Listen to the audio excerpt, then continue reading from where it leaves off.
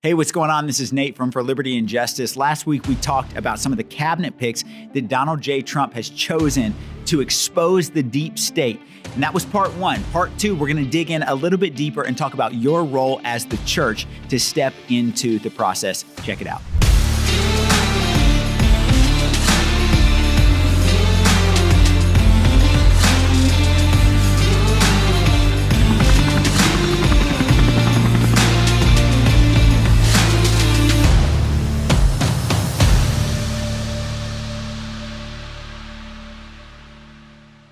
It's vitally important to note that, President-elect Donald Trump, he's not just appointing people who are good at their job.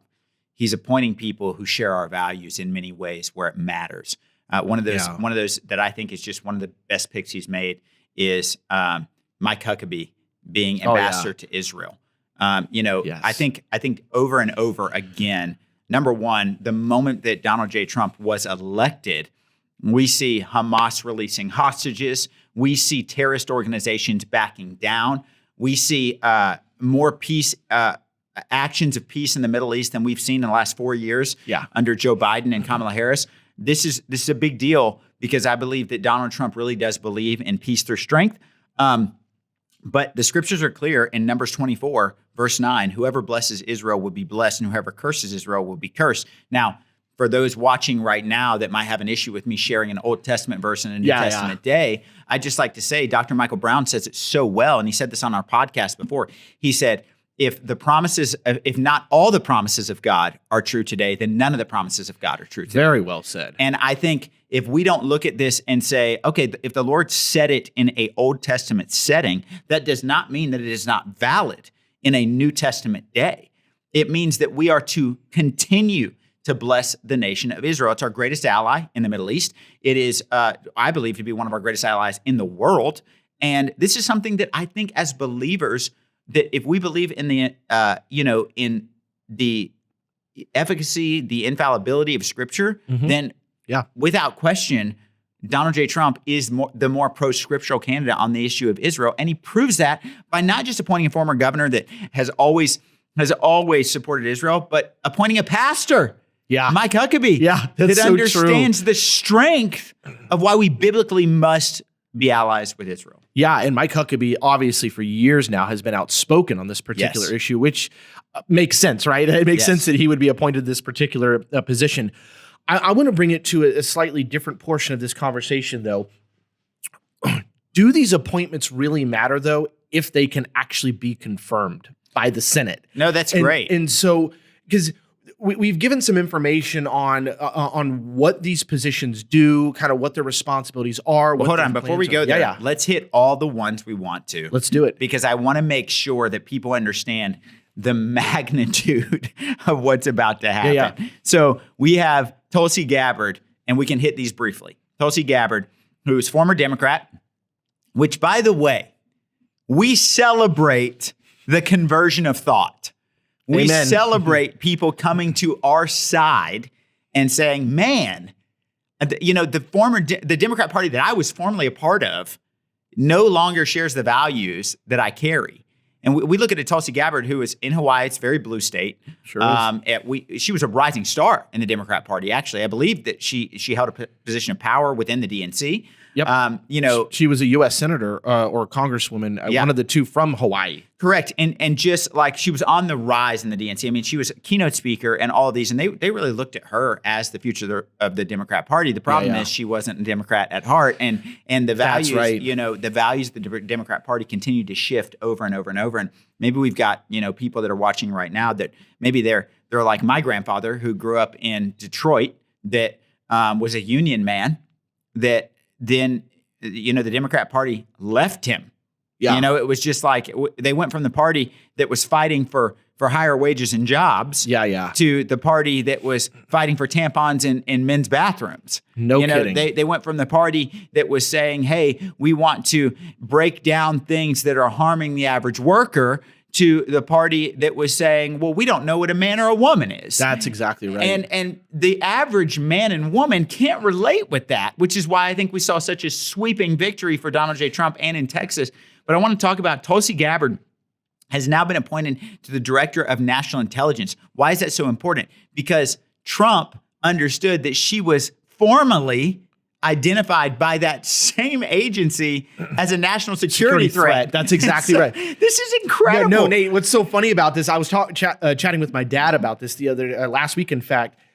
He's putting people in these powerful positions because these very agencies went after the people he's appointing. So there's a strategic move here. And it's not, and I want to be clear, I don't see this as an act of vengeance. No, it's not. I see it as an act of justice. It is. For believers watching right now, our God is a God of justice. That's right. And he's seeing, okay, if for example, I mean, the agency that I think just needs to be abolished, which is Department of Education. For this department, he's not even trying to appoint someone there. He's quite literally saying, we're going to abolish the Department of Education. Yeah. This is justice. The same department that's transing our kids, the same department that's undermining parents, the same departments that's led to the lowest grade averages nationwide in reading, writing, and arithmetic. Terrible. He's saying, be done with it, send it back to the states so that our state legislatures can handle this at a greater way, let our localities educate our children, because if we get back to localities educating children, we'll get back to the root of actually educating children. That's right. And so we're looking at them. We're looking at Tulsi Gabbard, incredible pick. And before we move on from Tulsi, just for the viewers, I think it's important to remember that Tulsi also ran for president in 2016 on the Democratic ticket. Correct. And she challenged everyone on that stage. So it's not like she's recently converted. She has been consistently moving to right of center for a number of years, really since 2016. So it's been the better part of about 8 years. I think it's also important to know that Tulsi Gabbard served our country in the military. She did. The reason that's important is because Tulsi Gabbard is an anti-war candidate. Correct. She's not a war hawk. She's not a war hawk, and she was in the military. Oh, how crazy is that? She served our nation, and all of a sudden she's like, hey, maybe it's not a good idea for us to get involved in every foreign conflict. That's right. This is vastly important for the American people and the American church to understand, is that we are not the people of war. We are not. Correct. And so I believe this. I believe that we are exposing the Democrat Party, but I also believe it's the church's mandate to reform the Republican Party.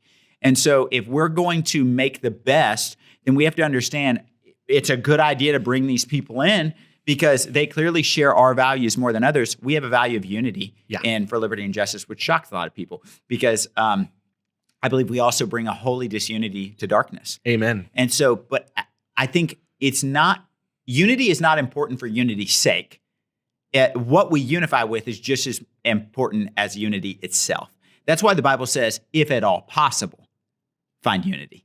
And by the way, when it's talking about unity, it's not talking about finding unity with the world in Scripture. It's actually talking about finding unity with the believers. Yeah. And so, if at all possible, in other words, there is going to be scenarios where it's not possible. That's right. If you are a Republican who wants us to be involved in every foreign conflict, wants to send our children to war and bankrupt future generations to help wars that do not help us, I'm sorry, you're just as much of an enemy as that leftist who wants us to not be able to identify what a man or a woman is. Yeah. I firmly believe that. This is not about Republican versus Democrat. It is about building a cabinet for President Trump that exposes evil, that brings us back to the America that doesn't just want to go to war for no reason. It's not funding the military-industrial complex for selfish interests with other politicians. This is vastly important. Yeah. So let's go through a couple others because I think they're really important. We have Doug Burgum, Interior Secretary. We've got we talked about Elon Musk and Vivek. Let's talk about Pete Hegseth as Defense Secretary. This is a big deal. This is a man who has a cross tattooed on his arm. This is a man who wants to get back to traditional family values, a man of family. This is a man who they call him a Fox News contributor. Ironically, his background is defense. Yes. And in our military, a man's man. Come on, bring testosterone back That's right. to our administration. administrative state. And what's beautiful about the fact that he's been appointed to this position, hasn't been confirmed yet, but at least he's been chosen to be in this position, is the fact that he also wrote a book condemning the Pentagon and a lot of their actions and pointed out the corruption because he was in the military for 20 years. And he's a very well-accomplished man. He's a man of faith. So all around, I really do believe that Pete Hegseth, gosh, his last name is such a tongue twister, is one of my favorite picks because he's also going into a position, at least hopefully, that is, part of it's our national defense. It involves the Pentagon and everything else. There's been a lot of controversy also, I think, which is a good thing we're bringing him up. There's been a lot of controversy surrounding his appointment by Donald Trump. Does he have enough experience? Well, let's take it back to when Donald Trump first came down that escalator in 2015 to run for president. People were angry that he was running. He's just a businessman. He can't do anything. He's going to mess up this country. And now tens of millions of people in this country, including myself, believe that Donald Trump is one of the best presidents in our lifetime. Not even close. So it's amazing to see. I want to clarify, not even close. No one else is even close. He is without a doubt the best president of my lifetime. I keep thinking back to Reagan, but I was actually born after Reagan. I was born in 89. So in my lifetime, 35 years, no question the best. I think Reagan was an incredible president, but I also think this. There's a few things I love about Reagan's policies. Some of those are economic. Some of them are the family values that he brought to the table. However, I think Reagan governed in a different time than we are today. Oh, 100%. We have a different culture. We have a different. He used to say, if we agree on 80%, then I'm not going to make you an enemy because of the 20%. And he said it in different words, but that was the idea. But the reality is that's not true today. No, it's not. Because the 20% you might not believe in of mine might be the 20% that takes away every freedom that I have. Correct. It's an important 20%. It's an important 20%. That 20% changes the course of American history. Correct. Just to get back to these cabinet picks, I want to hit these last two, and then we can go into what you wanted to talk about. The two that I think is so vastly incredible because, oftentimes people say that Donald J. Trump is anti-woman, which is so silly to me. And I always respond, I always respond with, well, are you talking about biological women or those men who want to be called women? That's a good question. I don't believe that he is advocating for the benefits of military-aged men who want to be called a woman. You're correct on that. I don't believe his priority is making sure that they're the most comfortable as they're serving our nation. They can put on a dress or that they can go and have sex change surgeries at the age of 21 and get it paid for by taxpayer-funded efforts within the U.S. Army. I actually agree with you. He is not pro-trans man. That's exactly right. But we see he hired, for the first time in the history of America, a female chief of staff, Susie Wiles. This is big because this proves that Donald Trump is not, in fact, anti-woman. Donald Trump believes in empowering strong women. That's right. And we need to understand that this is not a DEI pick. This is a pick off of merit. This is a proven leading woman who has proven herself and shown that she has the capabilities of leading that office as chief of staff. It's a big deal. But I think it totally debunks this anti-woman narrative that they give to conservatives, that they give to Republicans, they give to Christians. What a joke. No, we believe in empowering women, and we're seeing this. We can appoint all of these people to these agencies. We can put my favorite pick, by the way, is RFK, and I'm not hiding it. I think it is the most important thing for the future health of generations. Me and my wife are very into natural health. We believe that more Christians should be as well. Sure. We believe that God created the natural supplements for us to be able to live incredibly healthy lives and to live to our fullest. And we believe that childhood obesity should have been a plank in the Republican Party platform, not Obama's, when he came in 2008. And that was one of the things that Michelle Obama talked about a lot, that we should have highlighted in the GOP platform, which is we should be attacking childhood obesity, but we don't do it by cutting carbs and making sure that we do all this. It's making sure that our food is not poison. That's exactly right. It's making sure that our children aren't being fed horrific things. And so RFK is my favorite, but then my favorite pick thus far. And the question is a true warrior going to be able to be appointed? Because here's where the church can step in and where you were leading a second ago.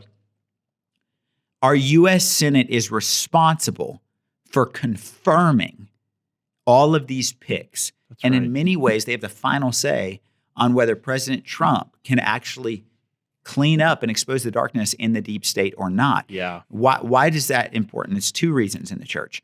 Number one, we see a wave, a massive wave of conservative populism in the amount of people that stood up and voted for Donald Trump in our swing states. Mm-hmm. However, in those same swing states, Arizona, for example, we see the Senate seats were lost, meaning that people got out and voted top of the ticket for Donald J. Trump. But because of the silence of the church and the silence of spiritual leaders, we have not educated the body enough. We're talking about 90 million plus voting age Christians that could swing any election. By the way, Donald J. Trump, he got what, 77 million, 78 million votes? 73 and a half, 74 million. So we're looking at a number that Christians alone could win this election. Oh, yeah. It is on us to not just get our people out to vote top of the ticket, but to get people out to vote down the ticket, which is just as important. And we did not succeed in many ways in our swing states. Right. We did in some. We flipped some seats, Pennsylvania specifically. I think that's a huge win. Yeah. But why does it matter? Because right now, well done, conservatives. Well done, Christians. We got Donald J. Trump back in office. But our failure to get the right people in the Senate, although we took the majority, may keep us from truly allowing the leader that we chose to lead efficiently. Talk to me about that process in the Senate. Yeah, absolutely. So I believe we have 53 Senate seats now in the Republican Party. So this is what the founding fathers developed. This is the system and the process by which these appointments that we've talked about for the last half hour or so. This is how those appointments are confirmed. Article 2, Section 2 of the U.S. Constitution says, in part, he shall have the power, that is the president, by and with the advice and consent of the Senate, to make treaties, provided 2/3 of the senators present concur, and he shall nominate and by and with the advice and consent of the Senate shall appoint ambassadors and other public ministers and consuls, judges of the Supreme Court, and all other officers of the United States whose appointments are not herein otherwise provided for and shall be established by law, so on and so forth. Okay, so that's about half of that particular clause right there. These officers, they're considered officers, they're going to come in, they're going to be appointed, they're going to go before the Senate, and the Senate's going to grill them on a number of questions. Hey, what's your history like? What is your policy like? Do you have the background that's necessary to accomplish this job? Now, keep this in mind. These Senate hearings are going to get pretty wild because Democrats are going to look at this and go, we don't like the fact that Donald Trump, the evil Hitler that just got elected, according to them, appointed you. So no matter what you say and do, we're going to vote against you. That's going to be pretty much all, minus maybe 2 or 3 senators, right? And so, in fact, I believe currently still we have, what's his name from West Virginia? I'm trying to remember, Joe Manchin. And then there's Selma from Arizona. Well, I actually have a list of these. So these are the top 9 because we're not going to get the Democrats. they're going to vote no.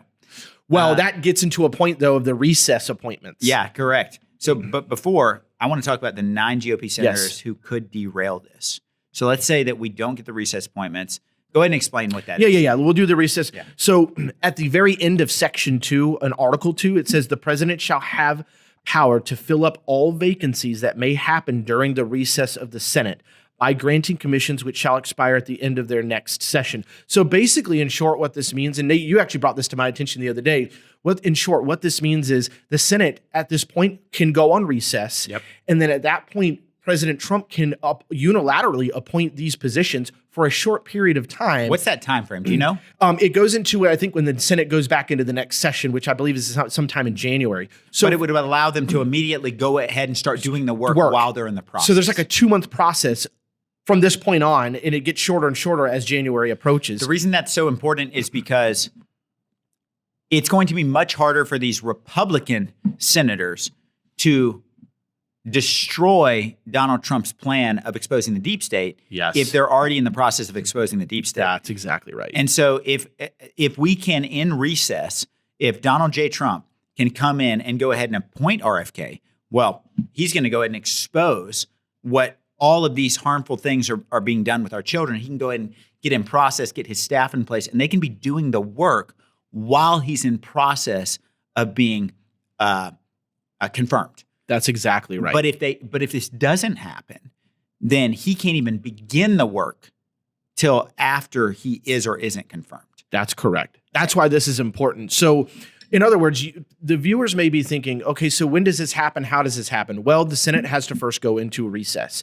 And if that doesn't happen, this whole situation isn't happening. Then we just have to wait till January when those appointments happen. If it does happen, you may see headlines, again, recess appointments occurring, something like that. And then at that point, you can refer back to this episode and kind of hear what we're talking about here. Yep. So it really all depends on the recess appointments.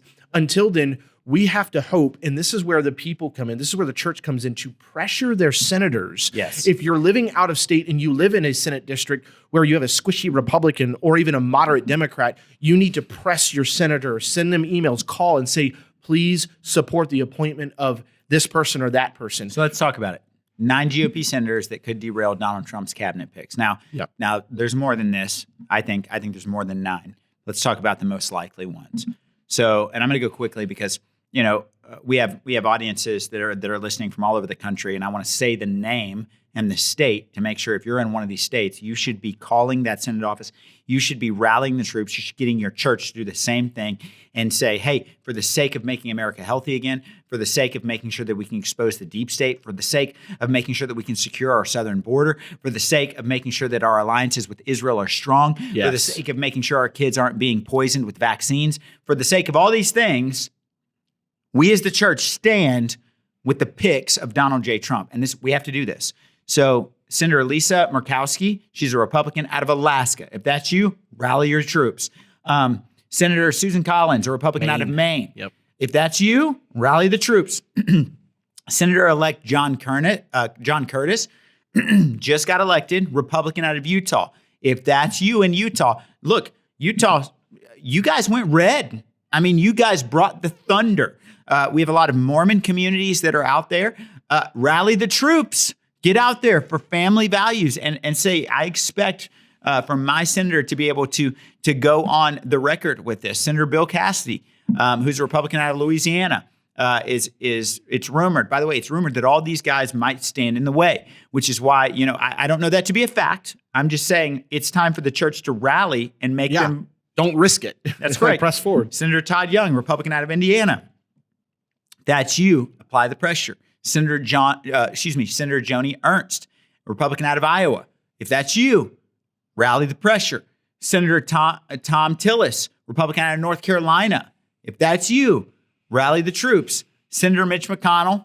I don't know how successful you're going to be, but if you're in Kentucky, you go pressure your senator, Mitch McConnell. And then this one's the personal one. Cornyn. Senator John Cornyn. Oh, gosh. Right here in Texas. That's my senator. Yes. You better believe that we are going to apply the pressure like never before. And I want to be clear.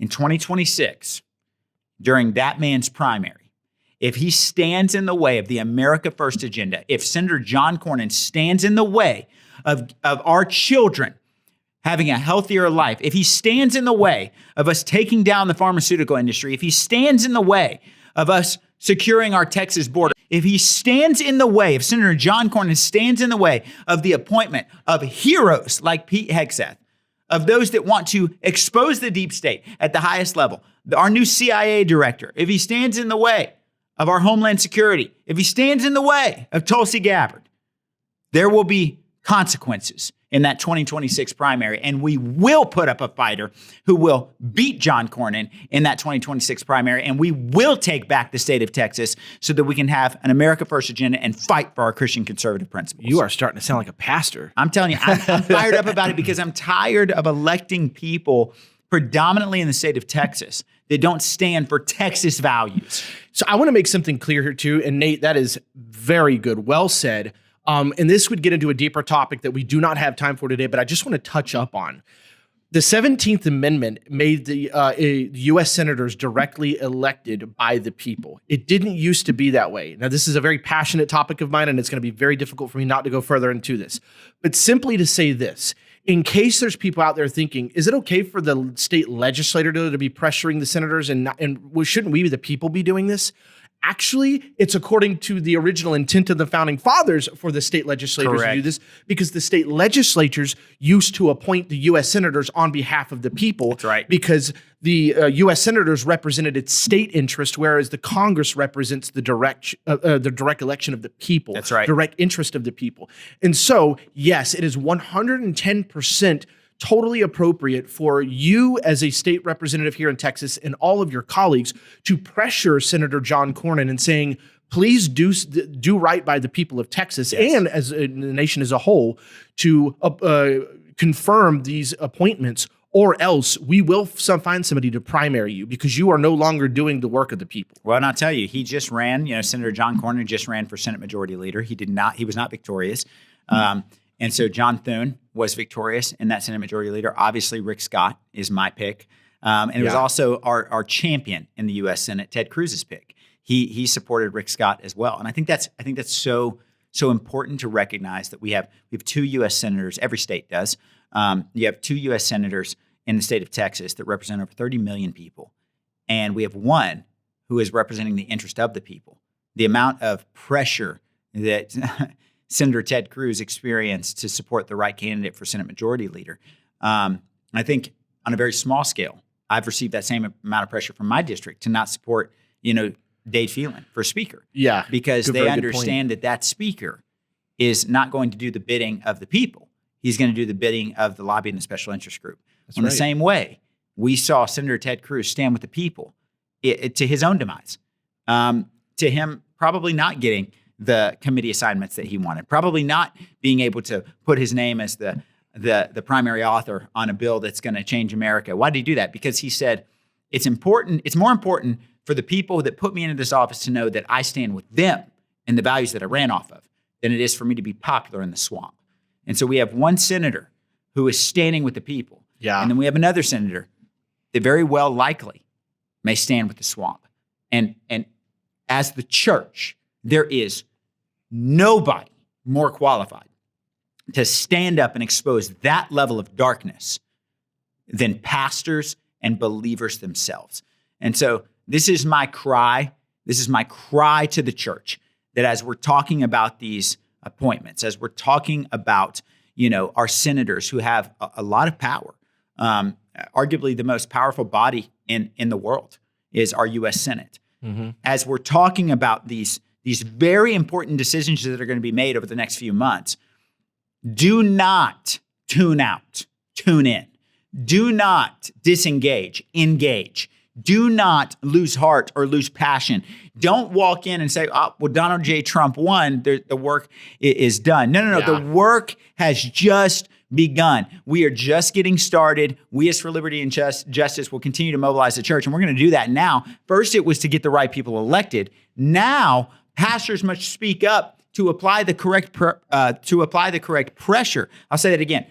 First, it was about getting the right people elected. Second, pastors must speak up to apply the correct amount of pressure for those elected officials that the church just stepped in to get elected to be held accountable, to do the right thing, to stand for our Christian conservative values. So, Josh, thank you so much for bringing your expertise onto the show and making sure that we educate our believers that are watching today on why these appointments are so important, the role of why our founding fathers made it to where appointments are confirmed by the Senate, yep. And this loophole that may allow for some of these appointments to go ahead and start exposing the deep state and cleaning up our nation on the federal level. So appreciate you, my friend. Thank you for having me. Hey, thanks for watching the For Liberty and Justice podcast, where we seek to mobilize the church, wake up the city, and take a stand for liberty and justice. If you'd like to become a monthly donor, check out our website, forlibertyandjustice.us, so that we can continue doing the work of mobilizing the church, waking up the city, and taking a stand for liberty and justice together.